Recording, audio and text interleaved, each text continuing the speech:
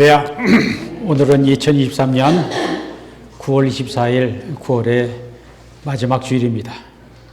오늘 하나님께 예배 드리러 나오신 성도님들 진심으로 환영하고 축복합니다. 교회 소식 먼저 말씀드립니다. 다음 주일 10월 첫 번째 주일 주님의 성찬식이 있습니다. 다음 주일 예배 후에 여성교회 올예로 모입니다. 그리고 어제 여성교회 주간 교회 야드세일로 수고들 많이 하셨습니다.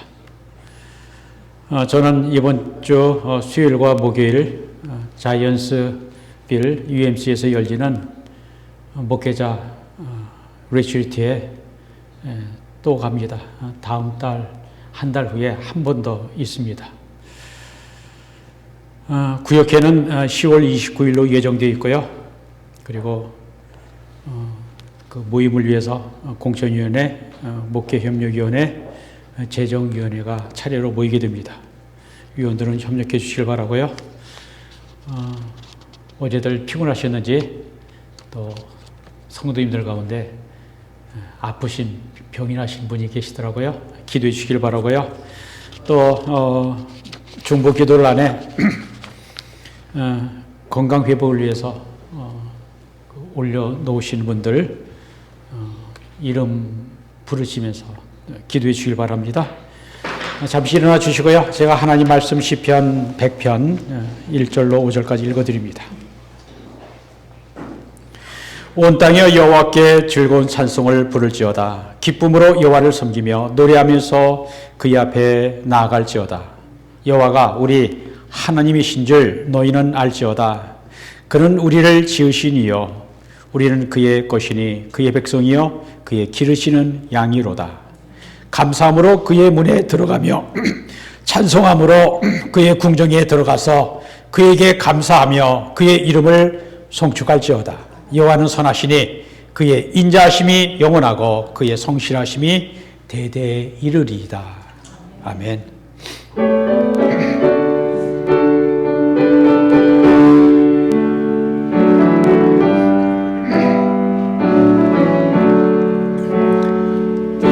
My story, this is my song, praising my Savior all the day long.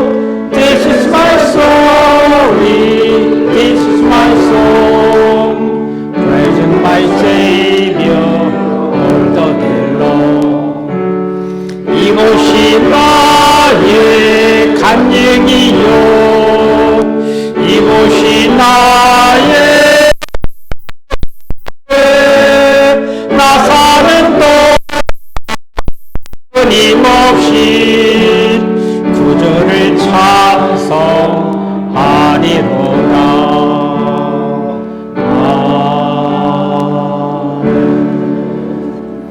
사도신경으로 우리의 신앙을 고백합니다. 전능하사 천지를 만드신 하나님 아버지를 내가 믿사오며 그 외아들 우리 주 예수 그리스도를 믿사오니 이는 성령으로 잉태하사 동정녀 마리에게 나시고 본디오 빌라도에게 고난을 받으사 십자가에 못 박혀 죽으시고 장사한 지 사흘 만에 죽은 자 가운데서 다시 살아나시며 하늘에 오르사 전능하신 하나님 우편에 앉아 계시다가 저리서 산 자와 죽은 자를 심판하러 오시리라. 성령을 믿사오며 거룩한 공예와 성도가 서로 교통하는 것과 죄를 사하여 주시는 것과 몸이 다시 사는 것과 영원히 사는 것을 믿사옵나이다. 아멘. 자리에 앉아서 하나님께 찬양 올려드립니다.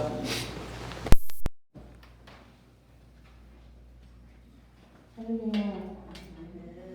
오늘도 저희들 모든 일 중에 뛰어나신 예수님 이름 앞에 나와서 엎드려 예배드릴 수 있게 허락하시기 위해 감사드립니다. 이 시간 하나님의 충만할 수 있는 은혜와 사랑을 감사드리며 다 함께 주님께 찬양드리며 나가겠습니다.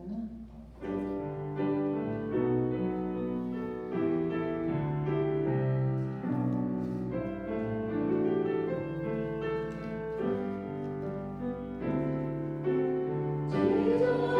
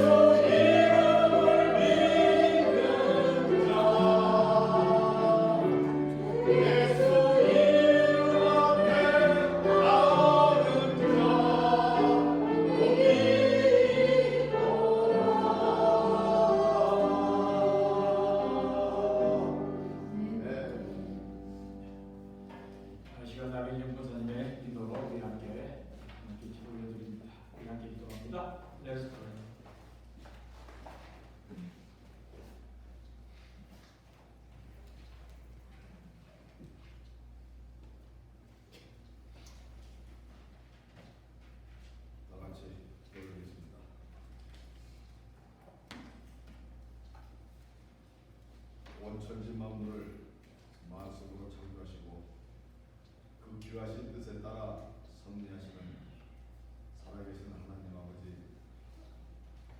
이 시간 주님의 거룩함과 존귀하신 손길로 인하여 저희들이 주님 앞에 경배와 감사를 올립니다. 지난 주간도 저희를 지켜주셔서 은혜와 사랑 안에 거하게 하시고 오늘 거룩한 성일을 허락하여 주셔서 하나님 아버지께 나와 예배드리며 신령한 교제를 통해 주님과 만날 수 있게 인도하여 주시니 또한 감사드립니다. 하지만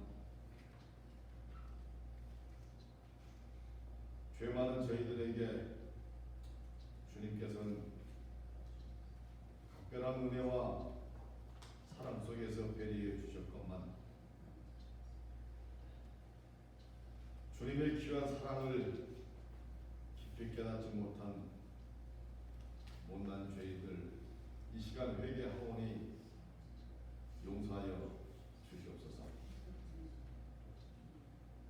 주님, 저희 제1연합 감리교회가 주님의 뜻이 계셔 이곳 인디애나 지역에 52년 전에 뿌리를 내리게 하여 많은 교회와 믿음의 식구들을 알게 모르게 성장시켜 와주심에 깊은 감사를 드립니다. 그 뜻을 받들어 비셔스 지역에 지교회를 시작하였습니다. 그 하나의 미랄의 씨앗이 헛되이 되지 않도록 기도하고 말씀을 순종하며 살아가는 믿음의 식구가 되도록 저희들도 사용하여 주시옵소서.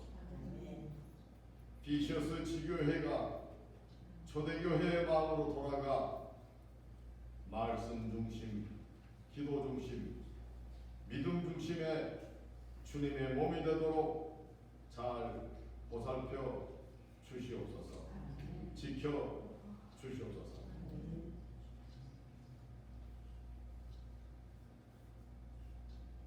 이곳 제1연합 감리교회와 비셔스 지교회가 주님께서 친히 영으로 세워주신 귀한 재단이오니 이 교회가 주님의 몸으로서 합당한 교회로 꿋꿋이 설 수 있도록 인도하여 주시옵소서. 이 두 곳의 재단으로 말미암아 노아 시대의 구원의 방주의 역할을 능히 감당할 수 있게 하셔서 말세를 살아가는 곧 심령들이 흑암과 어둠의 깊은 곳에서 영원히 참빛이신 주님을 발견하도록 일깨워주는 교회가 되게 하시며 꺼져가는 진리의 횃불을 다시금 불태우는 교회가 되게 하여 주시옵소서. 부흥의 역사가 이곳에서 일어나도록 주님께서 늘 함께하여 주시옵소서.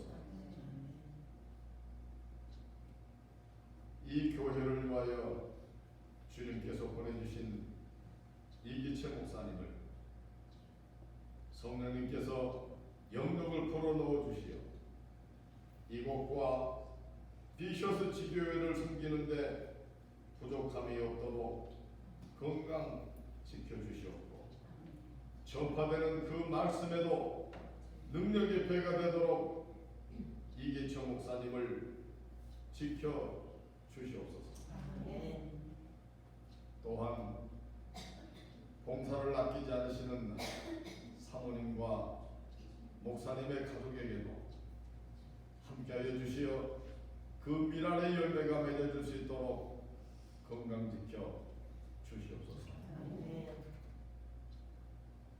또한 주님께서 친히 기름 부어 세워주신 저희 교회 각 기관들 위에도 함께하시어 어떠한 고난에도 믿음의 본을 보이며 교회를 위하여 섬기는 종으로서의 자세를 가지고 이 교회를 치리해 나갈 수 있게 하여 주시옵소서. 각 기관에서도 주님의 교회를 위하여 맡겨진 몫을 성실히 감당할 수 있는 충성스러운 기관들이 되게 하여 주시옵소서. 이 모든 말씀을 살아계셔 역사하신 우리 주 예수 그리스도 이름으로 기도드렸사옵나이다.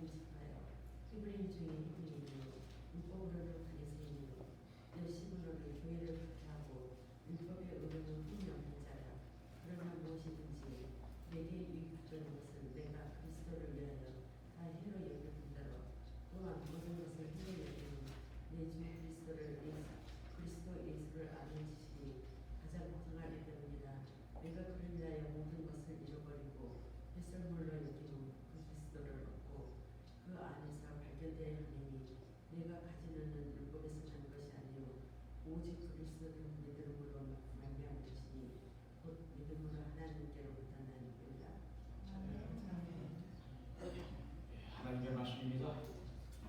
할렐루야. 오늘 주일날 주일을 맞아야 하게 예배 드리시는 여러분들에게 하나님 우리 아버지와 주 예수 그리스도부터 은혜와 평강이 있기를 기원합니다. 여러분들은 항상 기뻐할 수 있습니까? 만약 여러분이 감옥에 갇혀 있는데도 이유 없이 기뻐한다면 그것은 온전한 정신이 아닐 수 있습니다. 그러나 육체의 자유를 빼앗긴 상황에서도 마음의 평화를 누리고 진실로 기뻐한다면 그 이유는 특별한 데 있을 것입니다. 사도 바울은 감옥에 갇혀 있을 때에도 기뻐하였습니다. 하지만 바울의 정신 상태는 지극히 정상이었습니다. 그는 감옥 안에서도 평안과 기쁨을 잃어버리지 않았습니다. 그의 기쁨은 어떠한 상황도 어느 누구도 빼앗을 수 없었습니다.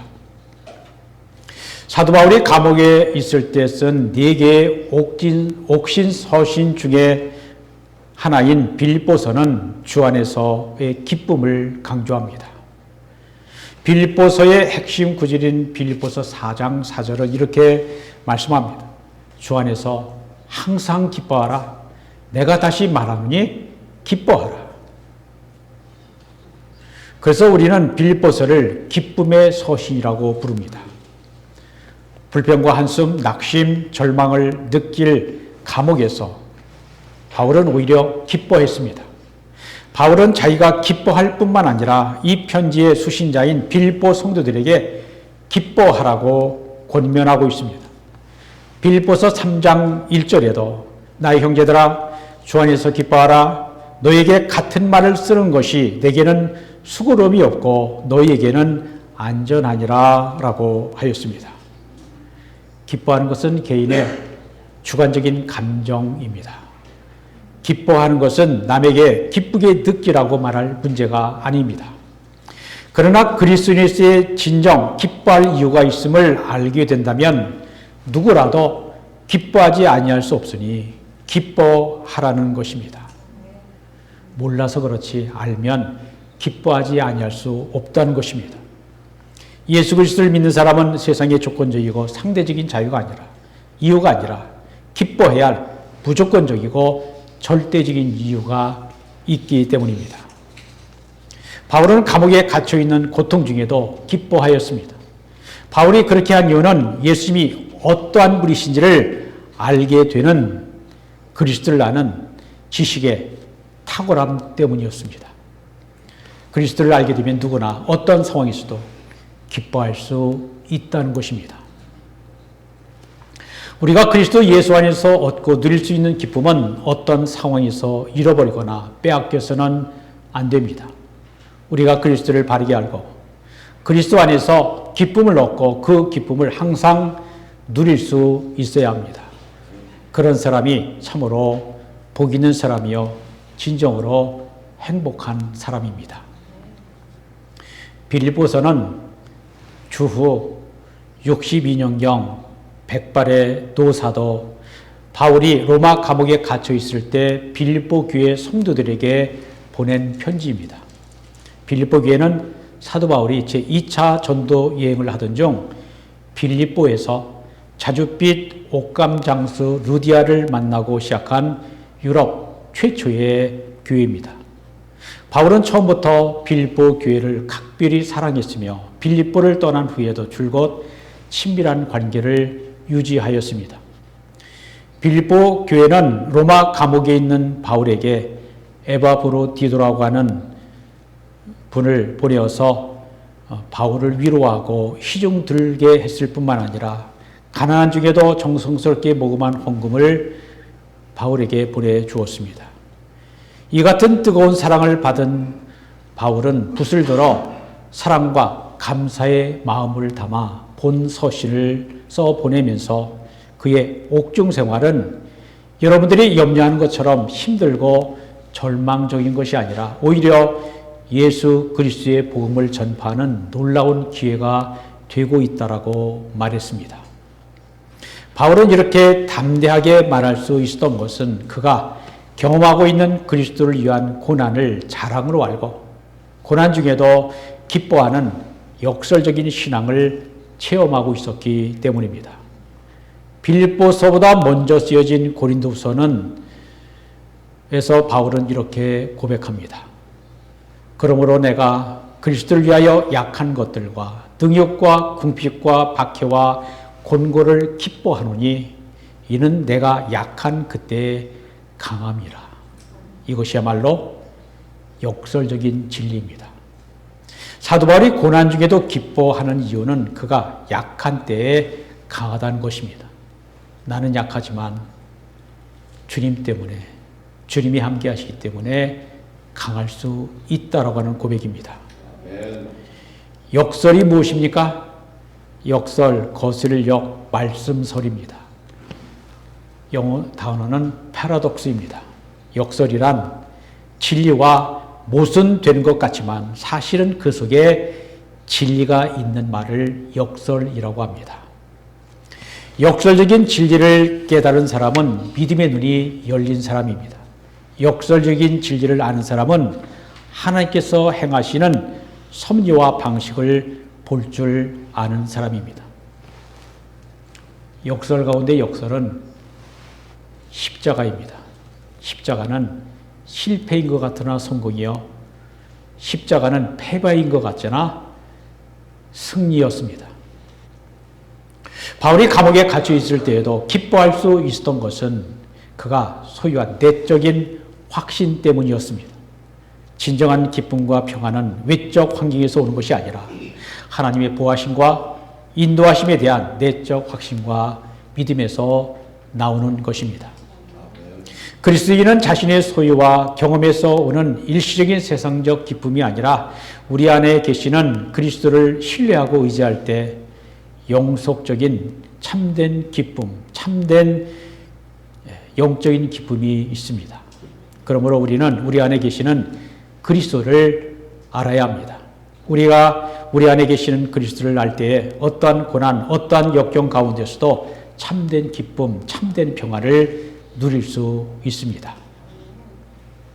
우리는 우리의 믿음의 대상이 누구인가를 분명히 알아야 합니다. 우리는 뜨거운 열심, 열정도 있어야 하지만 먼저 우리의 믿음의 대상이요 우리 구원의 유일한 통로이신 예수 그리스도에 대한 올바른 지식이 있어야 합니다. 우리가 믿는 예수님은 어떤 분이십니까? 예수님으로부터 3년 동안 가르침을 받았던 베드로의 신앙 고백이 있습니다.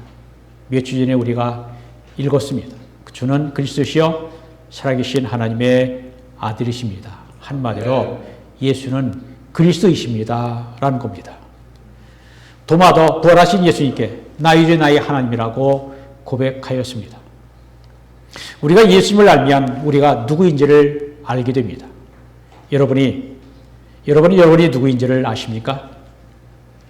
하지만 내가 누구인지를 잘 알고 있는 것 같지만 사실은 그렇지 않습니다.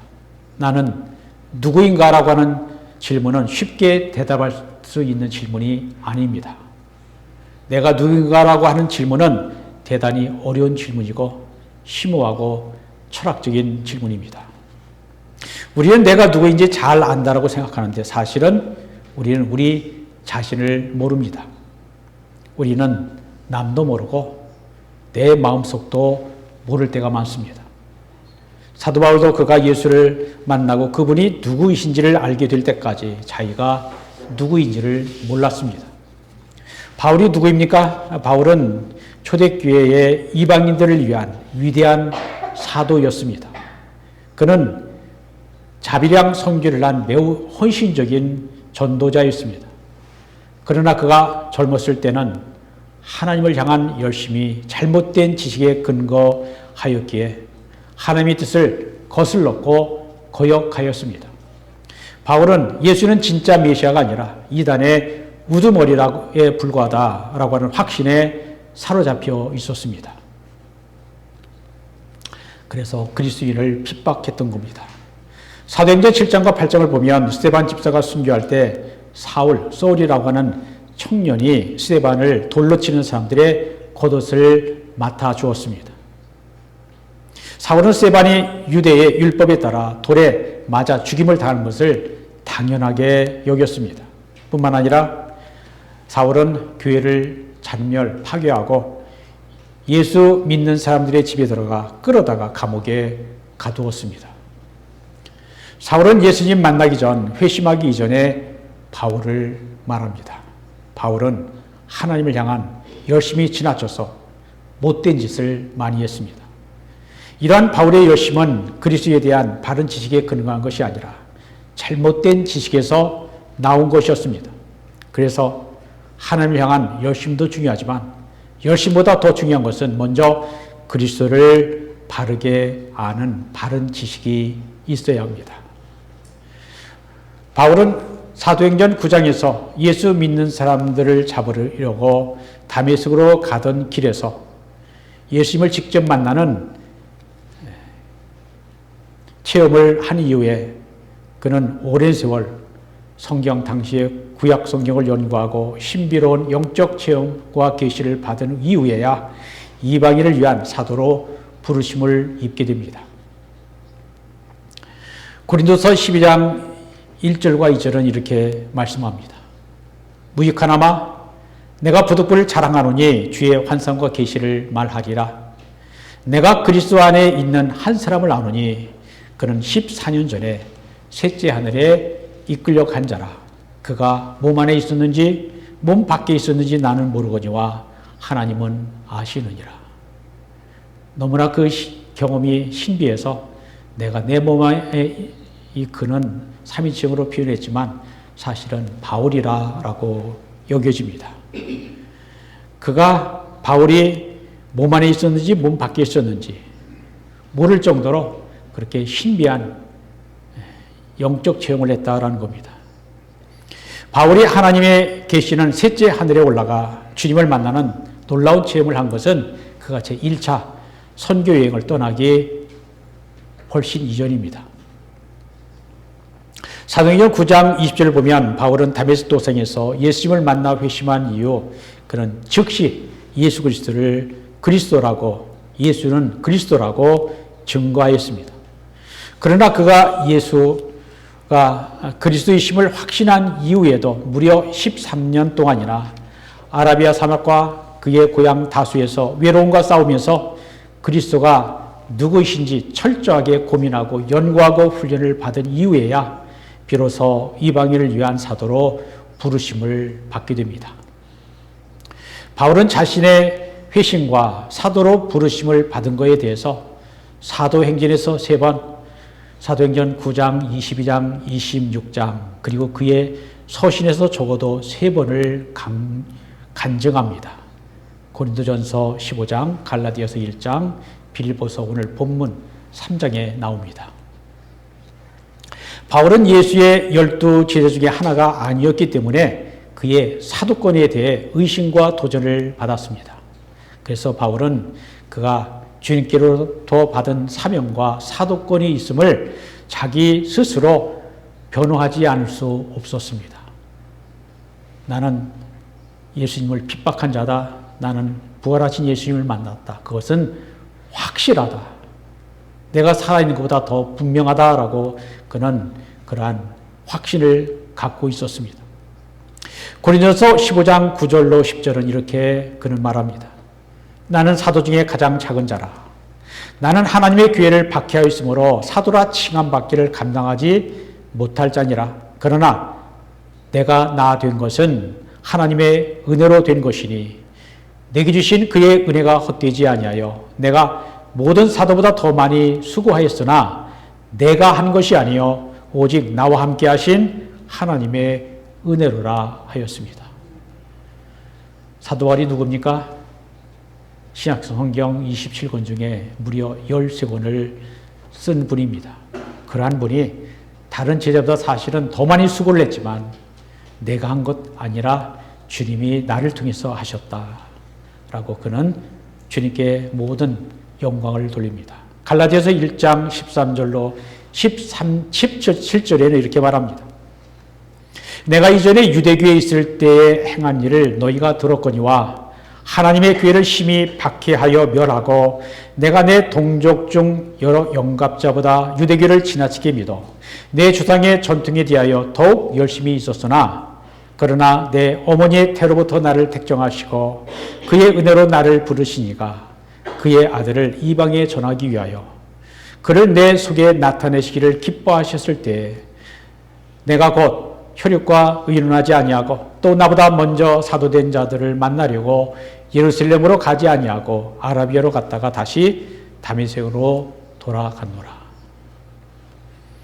자기가 부르심을 받고 이방인을 위한 사도가 된 것은 내가 원해서 된 것이 아니라 주님의 원하시며 주님이 하신 일이라라는 고백입니다. 바울은 그의 회심 사건을 그의 서신 여러 곳에서 간접적으로 표현하고 있습니다. 골로새서 1장 23절로 25절을 보면 그의 사도적 소명을 이렇게 기록하고 있습니다. 나 바울은 이 복음의 일꾼이 되었노라.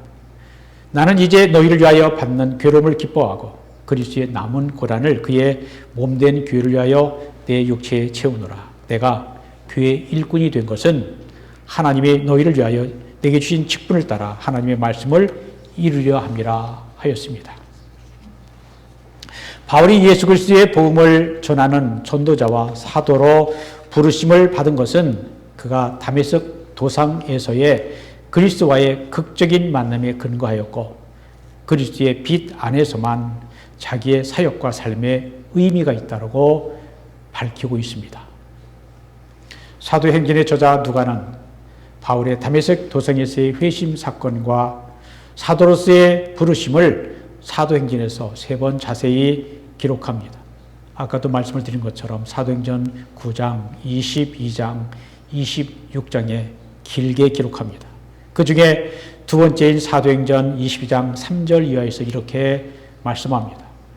나는 유대인으로서 길리기아 다수에서 났고 이 성 곧 예루살렘에서 자라 가말리엘의 문화에서 우리 주장들의 율법에 엄한 교훈을 받았고 오늘 너희 모든 사람처럼 하나님께 대하여 열심히 있는 자라. 내가 이도를 박해하여 사람을 죽이기까지 하고 남녀를 결박하여 오기에 넘겼노니 이에 대제사장과 모든 장로들이 내 증인이라.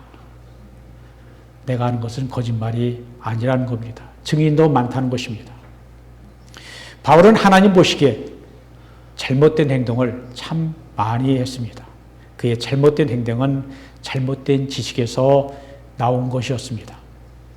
오늘 본문 빌립보서 3장 4절 이하 9절까지 다시 읽어드립니다. 그러나 나도 육체를 신뢰할 만하며 만일 누구든지 다른 이가 육체를 신뢰할 것이 있는 줄로 생각하면 나는 더욱 그러하리니 나는 8일 만에 할 일을 받고 이스라엘 족속이요 베냐민 지파요 히브리인 중에 히브리인이요 율법으로는 바리새인이요 열심으로는 교회를 박해하고 율법에 의로는 흠이 없는 자라. 그러나 무엇이든지 내게 유익하던 것을 내가 그리스도를 위하여 다 해로 여길 뿐더러 또한 모든 것을 해로 여김은 내 주 그리스도 예수를 아는 지식이 가장 고상하기 때문이라. 내가 그를 위하여 모든 것을 잃어버리고 배설물로 여김은 그리스도를 얻고 그 안에서 발견되려 함이라 하였습니다. 바울은 보통 사람이 아니라 참으로 대단한 사람이었습니다. 그는 학벌, 가문, 신앙, 열심 등에 있어서 조금도 흠이 없는 사람이었습니다. 그는 자랑할 것이 사실 너무나 많았습니다. 바울은 유대인이고 바리새인이고 베냐민 지파 출신입니다. 이스라엘 초대왕 사울이 베냐민 지파 출신입니다. 그러므로 바울은 사울왕과 같은 지파 출신입니다. 그는 젊었을 때 예루살렘에 유학하여 당시 최고의 율법 선생인 가말리엘의 지도를 받았습니다. 바울은 당시 최고의 교육을 받았습니다. 어떤 사람은 사울이 회심한 이후 그의 이름을 사울에서 바울로 바꿨다라고 하는데 그것은 사실이 아닙니다. 왜냐하면 사울은 히브리식 이름이고 바울은 로마식의 이름이기 때문입니다. 바울이 이방인의 사도였기 때문에 히브리식 이름 사울보다 이방인들에게 친숙한 이름인 바울로 불리는 것을 택했을지도 모릅니다. 사울이란 이름은 큰 자라고 하는 뜻인 반면에 사울이란 이름은 작은 자다, 겸손한 자다라는 의미가 있는 것을 보면 그가 왜 바울이라고 하는 이름을 불리기로 원했을까 이해가 됩니다. 과거에 교만했던 자가 이제는 겸손한 자가 되기를 원한 것입니다. 바울은 그의 가문, 학벌, 지위 등 그의 모든 자랑을 해로운 것을 여기고 심지어 배설물로 여겼습니다. 왜 그렇습니까? 그는 그리스도라는 지식이 가장 고귀한 것임을 알았기 때문입니다. 바울은 그리스도가 누구인지를 알고 나니까 하나님께서 자신을 얼마나 긍휼과 사랑으로 대하셨는가를 알게 되었습니다. 그리스도를 통한 하나님의 은혜가 얼마나 큰가를 절실히 깨달았습니다. 바울은 그리스도 안에서 발견되는 기쁨을 알았습니다. 예수님을 그리스도를 아니까 자신이 보이게 된 겁니다. 본문 9절에 말씀합니다. 그 안에서 곧 그리스도 안에서 발견되려 함이니 바울은 자기가 누구인지 그리스도 안에서 알게 되었습니다. 바울은 예수 그리스도를 만남으로 자신이 죄인인 것을 깨닫게 되었습니다. 예수께서 왜 세상에 오셨는지 그 이유와 목적을 알게 되었습니다. 예수님은 자기와 같은 죄인들을 구원하시려고 십자가에서 우리 대신 죄짐을 짊어지시고 죽었다는 사실을 알게 되었습니다. 바울은 자기가 완전한 의인인 줄로 알았으나 사실은 흉악한 죄인인 것을 발견하게 되었습니다. 바울은 예수님을 인격적으로 만난 후에 자기 자신을 돌아보았을 때 자기는 과거에 비방자요, 박해자요, 폭행자였음을 알고 고백하게 됩니다. 그는 이렇게 고백합니다. 죄인 중에 내가 괴순이라. 이게 헛말일까요? 진실이었습니다. 우리가 예수님을 인격적으로 만난 후에 갖게 되는 첫 번째 자아의식은 나는 죄인이다 라는 것입니다. 캄캄한 어둠 속에서는 나의 모습을 볼 수 없습니다. 오직 빛 안으로 들어와야만 참된 모습을 볼 수 있습니다. 우리가 예수님을 인격적으로 만나야 내가 주인인 것을 발견하게 되는 것입니다. 그것도 가장 추악한 주인인 것을 알게 되는 것입니다. 내가 주인이라는 사실을 깨닫는 것보다 더 중요한 것은 없습니다. 내가 주인이라고 하는 사실을 깨달을 때에 새로운 내가 태어나는 것입니다. 우리가 그리스도를 만나면 나는 하나님 앞에서 주인이라는 사실을 깨닫게 됩니다. 그러면서 죄를 회개하고 물과 성령으로 거듭나는 것입니다. 그리스도 안에서 나를 새롭게 발견하게 되는 것입니다. 내가 누구인지 비로소 바르게 알기 시작하는 것입니다. 하지만 여기가 끝이 아닙니다. 그 다음이 더 중요합니다. 우리는 모두 죄인이지만 그리스도 예수 안에서 우리의 모든 죄를 용서받고 의롭다라고 인정을 받게 됩니다. 예수 그리스도를 믿음으로 구원을 받고 의롭게 되는 것입니다. 이것을 믿음으로 의롭게 된다라고 하는 뜻의 이신칭의, 이신득이 justification by faith라고 합니다. 바울이 죄인 중에 내가 괴순이라 라고 고백한 구절에서 그는 이렇게 선언합니다. 빛보다 모든 사람이 받을 만한 이 말이여 그리스도 예수께서 죄인을 구원하시려고 세상에 임하셨도다. 바울은 예수 그리스도 안에서 그의 모든 죄가 용서받고 의롭게 된 것을 발견한 것입니다. 더 놀라운 것은 죄인인 우리가 죄 용서받고 의롭다라고 인정을 받는 것은 하나님께서 우리를 이미 창세전에 그리스도 안에서 택하시고 그의 깊으신 뜻대로 예정하사 그리스도 예수로 말미암아 하나님의 아들과 딸이 되게 하시고 은혜로 부르시고 믿음의 선물로 주시고 예수께서 우리 대신 죄의 형벌을 받음으로 우리를 구원하신 은혜인 것을 깨닫게 하십니다. 바울은 예수 그리스도를 만난 후에 그리스도를 깊이 알면 알수록 그의 인생관, 가치관, 인생의 목적이 변하였습니다. 그가 회심한 후 과거에 그의 자랑거리였던 것들이 이제는 아무것도 아니라는 사실을 알게 되었습니다. 그리고 그 모든 것을 배설물로 여기고 버렸습니다.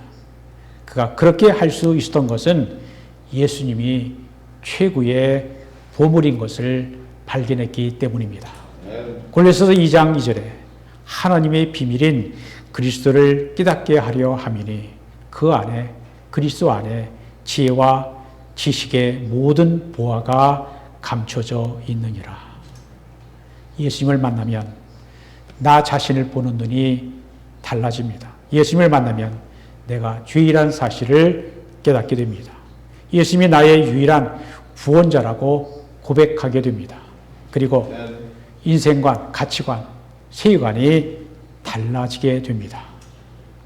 바울은 하나님의 은혜로 구원을 받기 전에는 그의 소중한 가치는 육신적이고 세상적인 자랑들이었습니다. 그의 가문은 이 자랑이었고 학벌과 명예가 자랑이었습니다. 그러나 그가 예수님을 만나고 구원의 은혜를 체험한 후에는 그러한 것들이 조금도 중요하지 않다는 것을 깨닫게 되었습니다. 그래서 과거에 그의 모든 자랑들을 배설물로 여겼습니다. 우리가 그리스도를 얻고 그리스도 안에서 발견되어져야 하는 것은 내가 누구인가, 앞으로 어떻게 살아가야 하는가를 바르게 하는데 꼭 필요한 것입니다. 예수님을 진정 인격적으로 만나면 사람이 변하게 됩니다. 생각이 바뀌고 삶이 바뀝니다. 예수님을 진실로 만나면 인생 목적이 달라집니다. 그리고 사명이 보입니다. 위로부터의 부르심이 무엇인가를 생각합니다. 주님의 부르심에 항상 귀를 기울입니다. 오직 그리스도가 내 삶의 목적이요 표대가 됩니다. 하나님의 영광과 뜻을 위해 살려고 노력합니다. 저는 하나님의 은혜로 목사로 부르심을 받아 쓰임을 받기까지 제 자신이 누구인지를 몰랐습니다. 저는 교만한 자였습니다. 고집도 세고 뭐 지금도 셉니다. 바뀔 게 많죠. 세상을 바꿀 지식과 능력과 지위를 얻을 때까지 한눈 팔지 않겠다라고 앞만 보고 달렸습니다. 저는 학교 공부에 33년을 보냈습니다. 그 중에 정치학을 18년 했습니다. 정치학 박사 되면 온 세상을 손바닥 위에 놓을 정도의 능력이 될 줄로 알았습니다. 너무 교만했습니다. 하지만 오랜 세월을 고생했지만 학위 취득에 실패했습니다. 학위 실패 때문에 체면도 없고 어머니는 돌아가셨고 제가 청년 시절에 신앙이 뜨거웠을 때 주의 종이 되겠다라고 서운한 것 갚아야 된다라고 결심하고 신학교에 갔고 그리고 오늘에 이르게 되었습니다. 최종 학위가 없다 보니 어느 학교에 다녔냐고 하는 질문에 대답하고 싶지 않습니다. 하지만 꽤 많은 지식이 있을 겁니다. 그러나 하나님이 하시는지는 놀랍고 저는 하나님 일에 무지함으로 내일 일을 알 수 없다. 내일 일 모른다라고 고백하게 됩니다. 그래서 날마다 주님 앞에 무릎 꿇고 긍휼히 여겨주시고 인도해달라고 간구합니다. 여러분 어느 학교 나왔느냐 하는 것 젊을 때 직장을 얻을 때 이력서 쓰는 데 필요한 것이지 나이가 들면 어느 학교 나왔냐 하는 것 아무 쓸모 없습니다.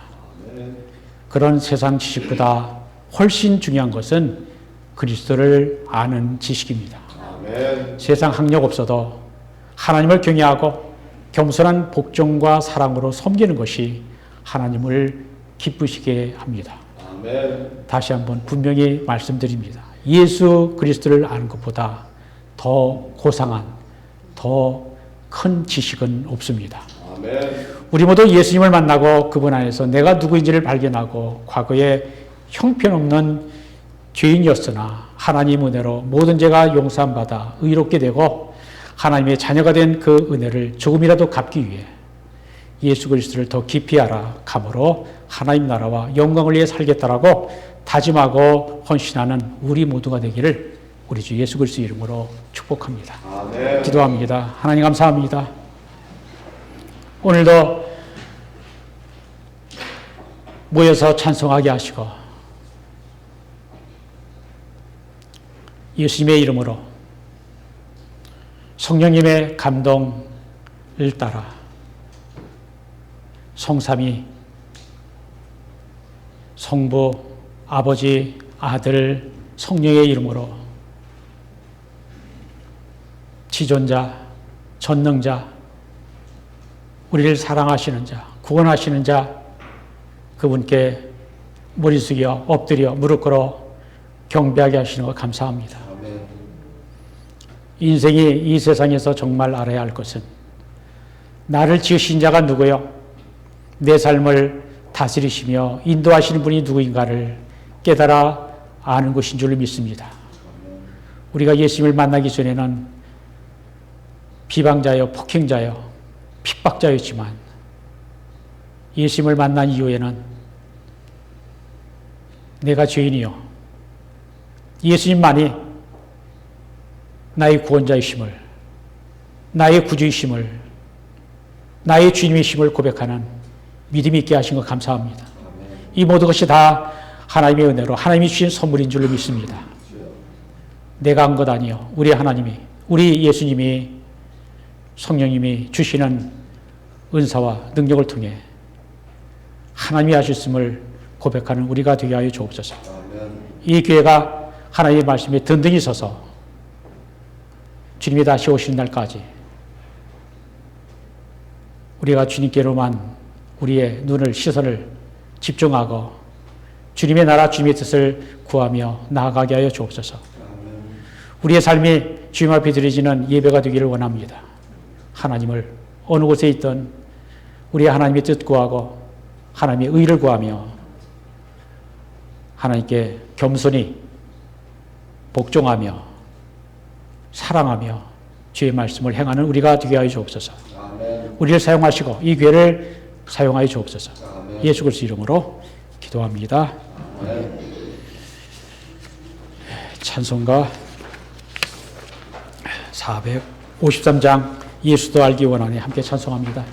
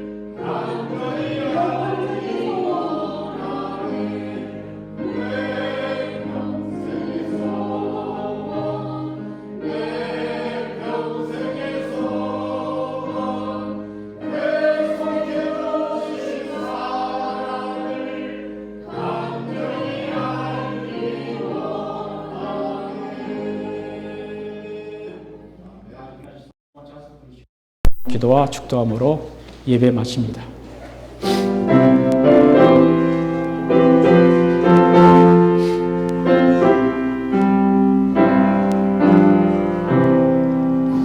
내 주 예수 주신 은혜 안없건만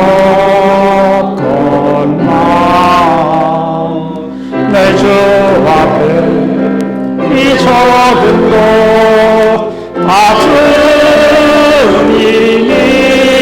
주님이 주의 내 정성을 받으소서.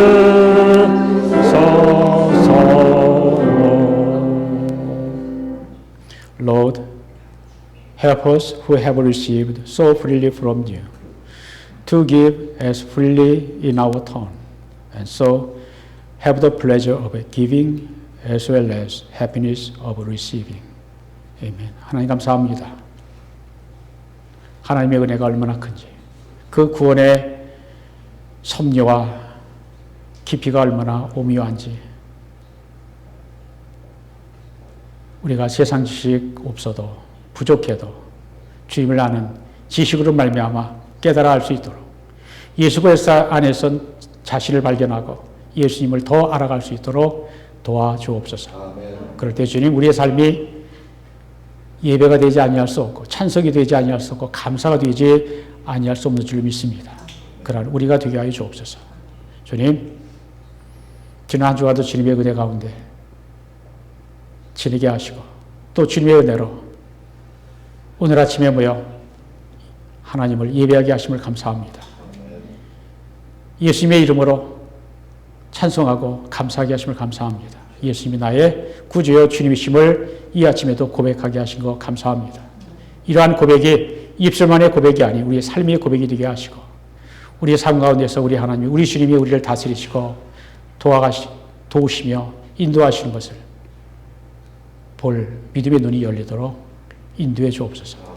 사도 바울이 경험했던 거기까지는 아니더라도 주님 우리에게도 믿음을 주셔서 우리에게도 열심을 주시고 또 지식을 주셔서 바르게 하나님을 섬길 수 있도록 도와주옵소서. 주님께서 베풀어 주신 그 은혜와 사랑 받은 저희가 감사의 예배를 드립니다. 작은 겁니다. 우리가 받은 것보다 작은 겁니다. 그러나 정성, 사랑으로 드립니다. 받아주시고 귀하게 사용하여 주옵소서. 그리고 주님, 주님의 나라, 주님의 교회가 든든히 서도록 사용해 주옵소서. 물질뿐만 아니라 우리의 재능, 시간치는 모든 것 사용해 주시고 또 우리 자신을 기뻐하시며 사용해 주셔서 주님의 구원의 뜻이 이 땅에 이루어지는데 우리를 작게라도 사용하여 주옵소서. 예수 그리스도 이름으로 감사하며 축복하며 기도합니다. 아멘. 이제는 우리 주 예수 그리스도의 은혜와 하나님의 아버지의 크신 사랑과 성령의 교통하심이 그리스도 예수라는 지식이 가장 귀한 고귀한 지식임을 깨닫고 고백하며 성령님의 인도하심을 구하며 세상에 나가는 주의 사랑하는 백성들 위해 이제부터 영원토록 함께 하시기를 간절히 축원합니다. The Lord bless you and keep you. The Lord his make face shine upon you and be gracious to you. The Lord turn his face toward you and give you peace. Amen.